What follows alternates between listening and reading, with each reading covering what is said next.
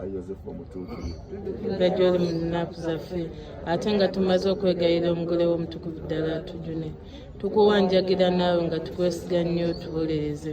okubeera okwagala kweyagalamu Bikira Maria ataliiko bbala nnyina Katonda n'okubeera omutima ogw'obuzadde gwe walina ku mwana Yezu tukwegayiridde nnyo tunuulize ekisa ezzadde Yezu Kristo yanuza n'omusaayi gwe era tujune mu byetaago byaffe n'obuyinza bwo n'obuyambi bwo